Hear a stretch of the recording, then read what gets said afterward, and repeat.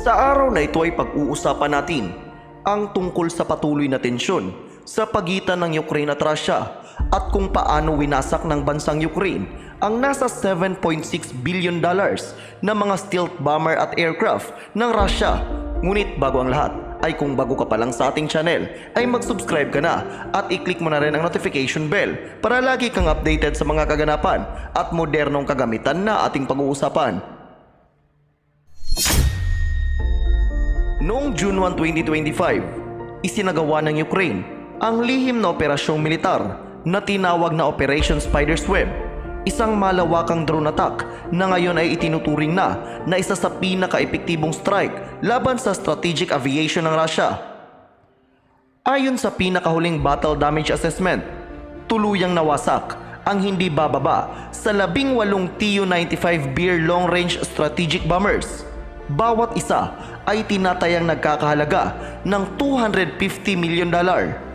Bukod pa rito, nasira rin ang 7 Tu-22M3 backfire supersonic bombers na nagkakahalaga ng tig $350 million bawat isa.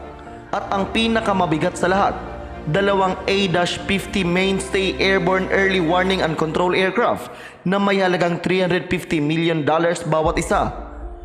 Sa kabuuan, tinatayang nasa $7.6 billion ang kabuuang pinsala ng Russia matapos ang pag-atake. Ang pagkasira ng 2 mainstay aircraft ay lalong nakakabahala para sa Russia dahil iisa na lang ang natitirang operational na A-50 airborne early warning and control sa kanilang fleet. Ang mga aircraft na ito ay critical para sa air surveillance at command coordination. Kaya malaking dagok ito sa kakayahan ng Russia na mai-monitor at tugunan ang mga banta. Pero ang mas nakakagulat dito, ang buong operasyon ay isinagawa gamit lamang ang maliliit na quadcopter drones na nagkakahalaga ng wala pang $1,000 bawat isa. Ayon sa mga eksperto, ay gumamit ang Ukraine ng 117 hanggang 160 drones at simpleng carrier truck lang ang ginamit para dalhin ang mga ito papasok sa teritoryo ng Russia. Ang kabuuang gastos ng operasyon, mas mababa pa sa $1 milyong. Isang napakalaking tagumpay ng asymmetric warfare kung saan ginamitan ng mababang teknolohiya at simpleng logistics para patumbahin ang $1 bilyong na kagamitan ng kalaban. Itong pangyayari na ito ay hindi lang mahalaga para sa Europa. Ito rin ay isang mahalagang aral para sa ating bansa, lalo na sa panahon ng modern warfare.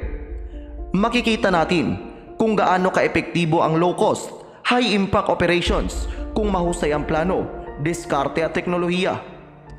Ang Armed Forces of the Philippines ay maaaring matuto rito para sa defense at maging sa counter-offensive strategies sa hinaharap.